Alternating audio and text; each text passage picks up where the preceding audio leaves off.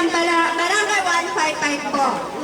Ako po, ang agenda ko po, halimbawa sa aming barangay po, kung ako yung papalarin, unang-una lang po, tutukan natin ang mga kabataan para hindi yun sila maligaw po sa mga landas po. Yun po una-una kong gagawin sa aming pong barangay. Pangalawa po, tututukan ko rin po yung magiging peace and order po para mapapanatili ko po ang katahimikan po sa aming barangay. Pangalawa po, siguro yung kalinisan ng aming barangay.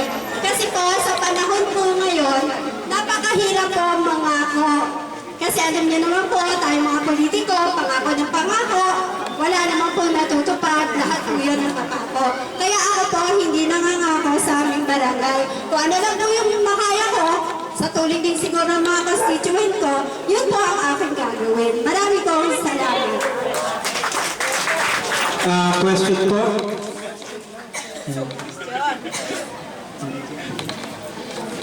Na kayo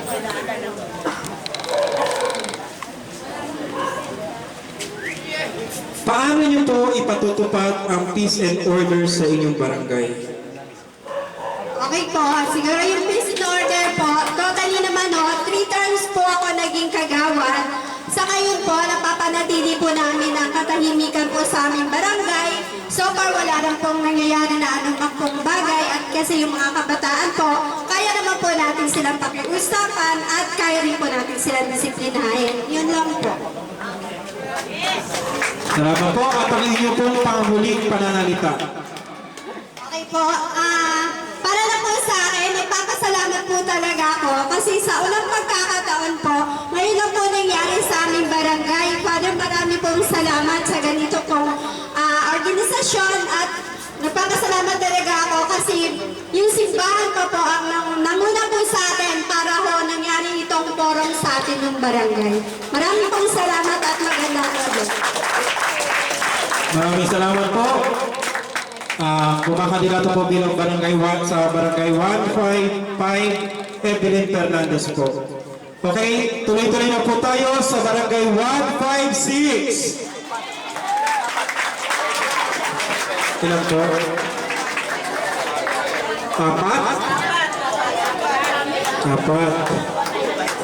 Okay, sa pag-ano po natin, meron po tayo dito taga-Parish Pastoral Council po for Responsible Voting.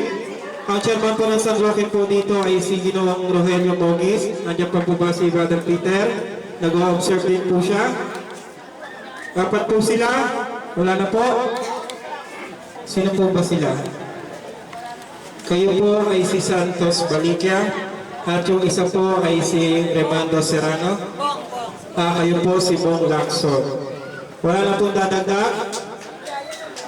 Okay po. So unahin na po natin mula sa barangay 156 ng Zone 16, Ginoong Bong Lacson.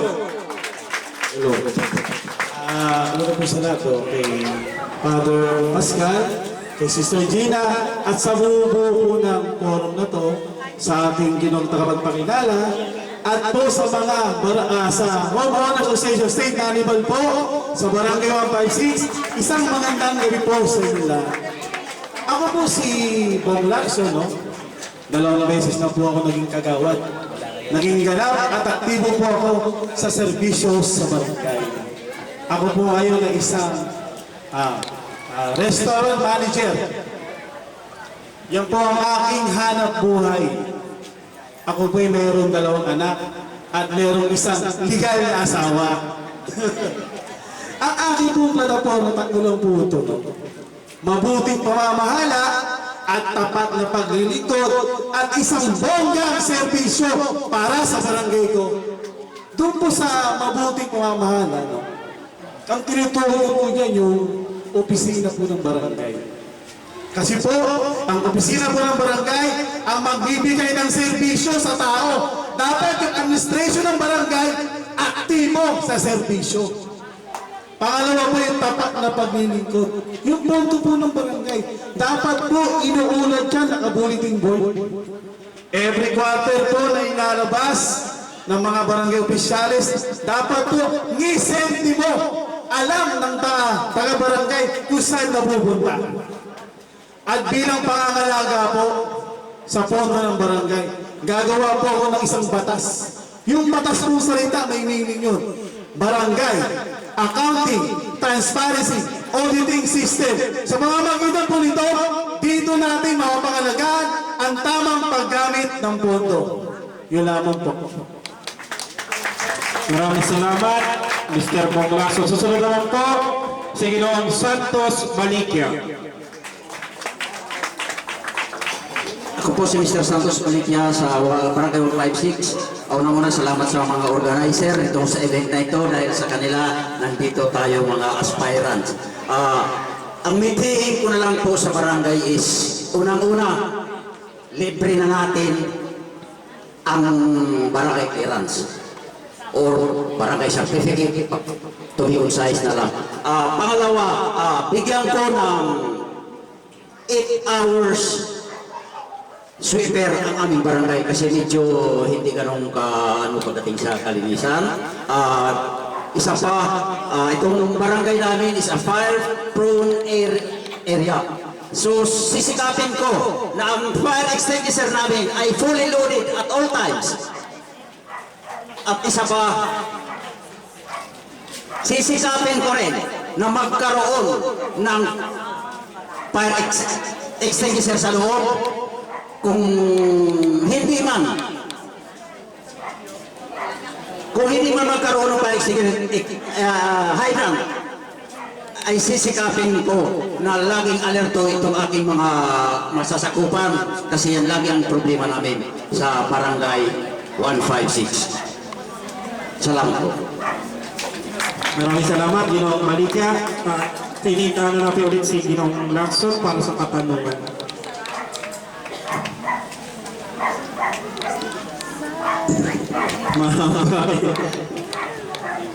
Ito po yung tanong, sir.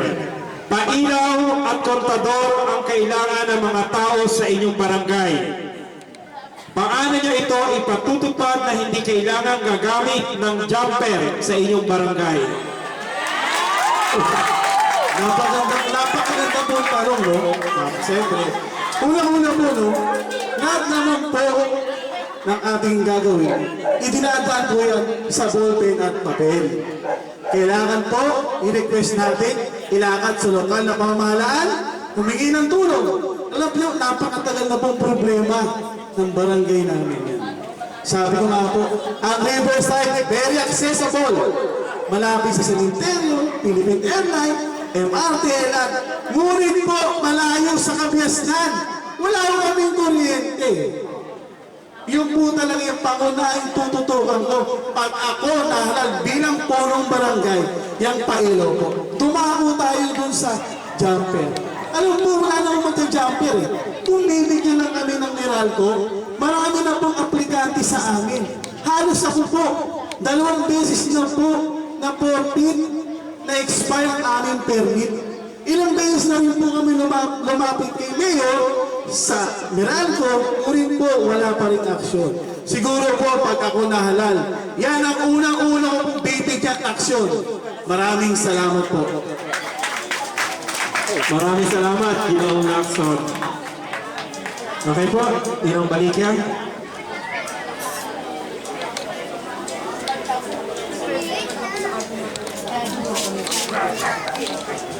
Isa pa po yata ang problema ito sa Zone 16, sa Barangay 156 kanina, jumper. Ito naman po, jump. Para makaiwas ang mga kabataan sa droga, paano ito masusugpo? Kung sa ganyang problema ang mga bata, siguro bibigyan natin ng mapagkakaabalahan ng mga bata. Mostly ang nagkakaroon ng ganyan na lilis ng landas, yung mga out of school yun.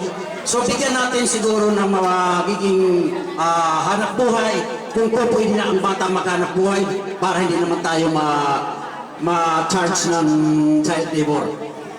Siguro mga recreation, sa aming lugar wala kami recreation facilities. So ihahanap natin ng ibang area na mapaglilibangan ng mga bata para maiwas doon sa bisyo na kanilang mga tinataha. Maraming salamat po.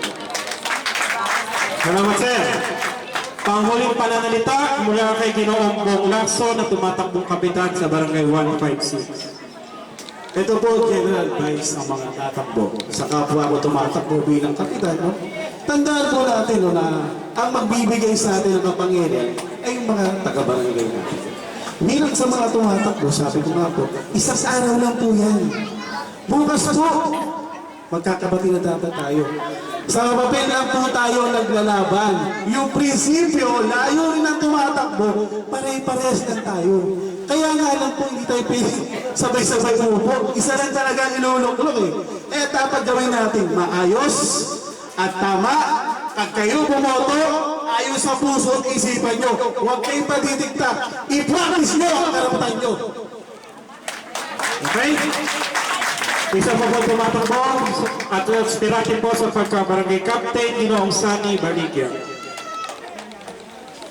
Kung ano man ang aking nabitawan na pangako, siguraduhin ko na hindi mapupunta sa archive yan. At tutuparin ko ang mga sinabi ko at medyo kinulang pa ang aking oras. So maraming, kumbaga, essential necessity ang barangay natin na uunahin ko yan. Yan ang aking pangako sa atin. Yung shifting lang ng barangay tanods natin, gagawin ko yan 24 hours kung ako ay inyong pagkakatiwalaan doon sa ating barangay. Isa yan sa mga layunin ko. Yung mga senior citizen, i-re-realign ko yan. Ang ibig ko sabihin, para well-informed ang mga mga elderly doon sa lugar natin. Mapansin natin, sa ngayon, be-renewed ang natin, walang natin. Isa yan sa pagtutunan ko ng pansin dahil kinulang ko kanina. Again, tingnan natin kung sino naman. At aking mga kabarangay, salamat in advance sa iyong suporta sa akin. Palakpakan po natin ang dalawang aspirante sa pagkakapitan, Ginoong Bong Lacson at Sunny Baligya. Okay, second to the last. Mula sa Barangay 157, tatlo aspirante sa pagkabarangay. Uyan na. Sa Barangay Captain, tawagin na po natin Joan Flores, Lea Curiosa at Florante Nanuso. Wala po si Ginoong Florante. Okay. Si Florante po, Nanuso, ay kasama daw po ni Laura ngayong araw na to. Gabi pa yan, sorry. Okay. Magandang gabi po sa inyo. Kinakabahan po ba kayo? Ayan siya. Nakadi-4 pa si Miss World. Okay. Siya po, English. Pinapakilala ko naman po mula sa 704D7 Apegos Cruz Street, Pasay City, aspirante bilang Barangay Captain, Joan Inday Flores. Magandang gabi po sa inyong lahat. Sa mga presides po ng pagtitipon na ito, nagpapasalamat ako at na inyo pong naisipan tong bagay na ito. Ako po si Joan Inday Flores, asawa po ng dating kapitan sa aming barangay. Hindi na po ako sa inyo mga ako ng kung ano-ano pa mga bagay. Ang masasabi ko po lamang ay pagdating na saya, kung sakali ako po ay ihahala ng aming mga kabarangay, isa lang po ang sasabihin ko. Kung ano po ang nasimulan ng aking asawa at hindi po natapos, siya po aking ipagpapatuloy at mag-iibayon pa para sa ikabubuti po at ikagaganda ng aming barangay. Gayon lang po. Magandang gabi po ulit sa inyong lahat. Okay. Napag-aalaman ko po sa pagtatanong dito, siya po pala daw ay ang asawa ng kasalukuyang kapitan po, no? So magandang gabi po kay Kapitan Flores po. Nandiyan po ba siya? Ayun, masyado pong busy sa barangay po yata. Okay? So, kanya po makakatugali sa pagka-barangay chairman, Ginang Lea Curiosa. Magandang gabi po sa inyong lahat at kay Father, magandang gabi po at sa bumuo ng forum na to sa mga barangay. First time ko po ito. Nakatapos po ako ng last year bilang barangay Kagawad eh. Ngayon lang po ako napatay sa ganito. Kabado po sa totoo. At sa aking kaibigan na si Joan Inday Flores, siya po ay hindi ko kalaban na kinuturing, siya po ay aking kaibigan. Sapagkat isa lang po ang barangay na aming tinatakbuhan. Ako po ang inyong barangay Dakilyosa, nakatatlong termino bilang barangay Kagawad sa aming barangay. Kung ano man po ang mapagsimula namin sa aming barangay, yun po ay ipagpapatuloy namin. Lalo-lalo na po, unahin ko na po yung curfew hours ng mga kabataan. Dahil sa barangay po namin, marami pong dumadayong mga kabataan na hindi naman kung saan sila nakatira sa malayong lugar at dumadayo sa aming barangay. At maraming magulang na nagre-reklamo tungkol sa kanilang mga anak na dumadayo rito at hindi nila nalalaman kung saan tumitira. Ngayon po, yun lang po ang gusto kong may pa-implement sa aming barangay at ang curfew hours. Sana po may pa-implement namin yan habang kami ay nakaupo. Yun lang po at maraming salamat po sa inyo lahat. Okay, dadako po tayo sa second round. Tayo na po tayo. Okay, second round battle. Okay, this is your question. Ayan, ang haba tuloy. Meron po tayong ordinansa po sa pagtatapon ng basura. Ito ba ay nasusunod ng inyong barangay? Kung hindi, paano nyo ito isasagawa na hindi na sila magtatapon ng basura sa ilog upang makaiwas sa sakit ang mga taong nakapaligid sa inyong barangay? Sa pagkakaalam ko po bilang may bahay ng aming kapitan, meron po kaming ipinatutupad sa aming barangay, pati po sa basura. Meron po kaming ipinatutupad na eco-aid na naghahakot po ng aming mga basura sa bawat area po namin. Sila po yung nag-iipon. Kaya yung mga basura po namin inilalagay. Meron din po kaming MRF. Yun ang paling ginagawa namin. Kaya yung pati sa basura po ay nai-implement po namin yan sa barangay namin. Yun lamang po. Magandang gabi ulit. Okay? Ma'am Leia?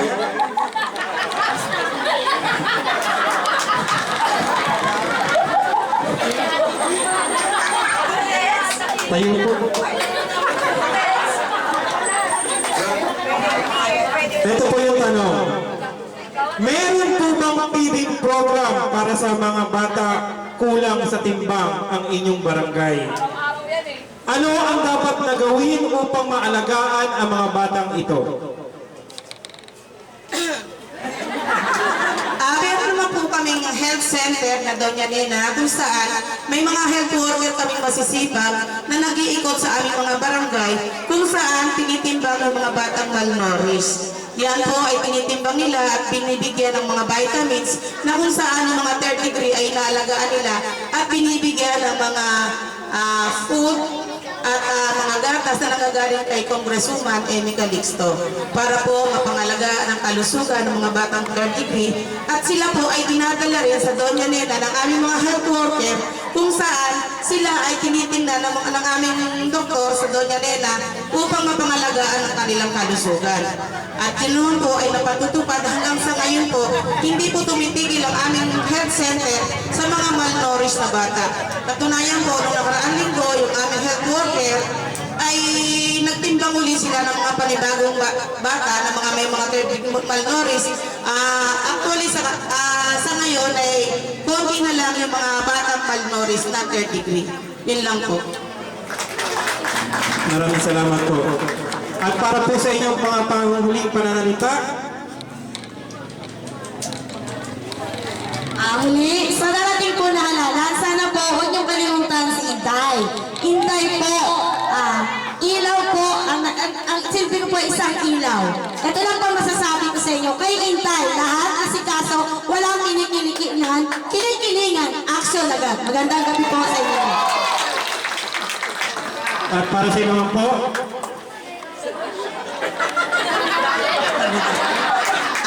Ako naman po ay nagpapasalamat po ako sa mga umubuli nito at para po sa mga kabarangay ko, ano man po ang mangyari sa halalan sa October 28, panalo matalo, ako po ay hanggang tumulong sa aking mga kabarangay. Yun lang po at okay? Pinasaya niyo po ang gabi namin ito. Kayo na pong bahala kay Ginang Leia at Ginang Intay. Palakpakan natin. Gusto niyo na po bang marinig yung panghuli? Hinihintay nandito at saka doon. Pero po lahat, ako po yung humihingi ng paumanhin at hindi ko po nabati yung barangay captain po dito sa kasalukuyan, si Kapitan Alvin Padilla. Kaya pasensya na po, maraming salamat po sa pagpapaulak at dito po natin ginawa ang Candidates Forum. Ayan. Si Dayong na po ang bahala sa iyo. Okay, tinatawagan ko na po ang panghuli mula sa barangay.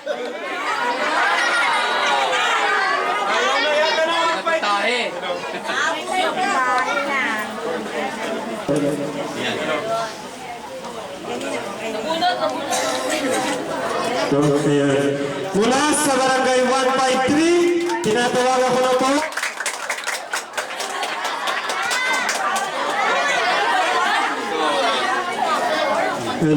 Tinatawagan ko na po. Talagang sinususpense tayo. Ni Ginoo.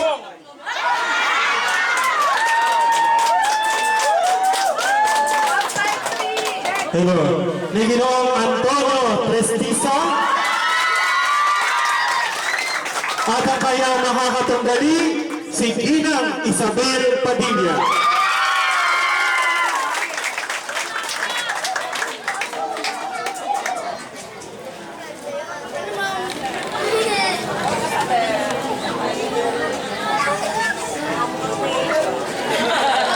Okay po.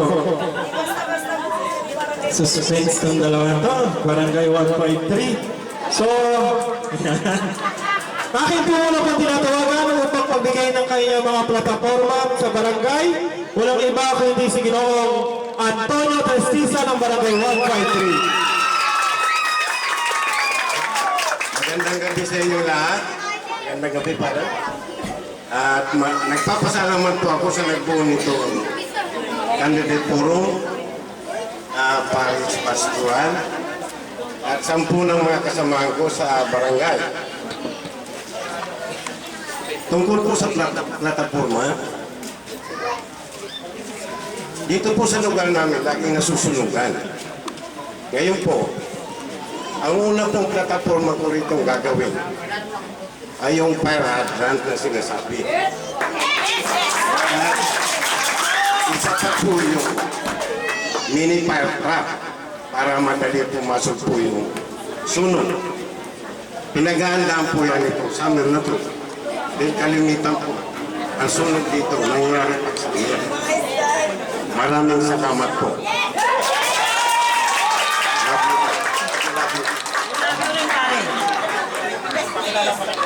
Okay.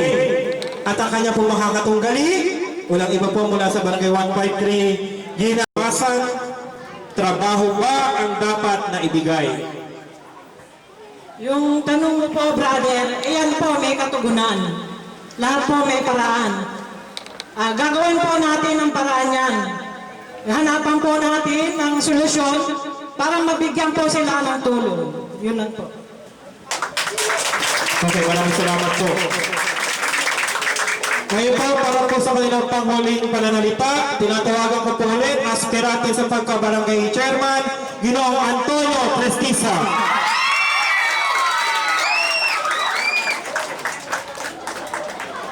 Magandang gabi po uli sa lahat. Doon sa dulo po, hindi po nakikita ang pagsasalita ko po. Ako po, si Tony Prestisa Lacson, tumatakbong puno ng barangay. Sana po, itong 28, wag na kayo mag-isip kung ano pa man. Dahil po gagawin natin lahat ang magagawa para dito sa lugar natin. Maraming salamat po. Salamat, sir. Wow! At ngayon po, tumatakbo bilang aspirante pagkabarangay chairman, walang iba kundi si Ginang Isabel Padilla.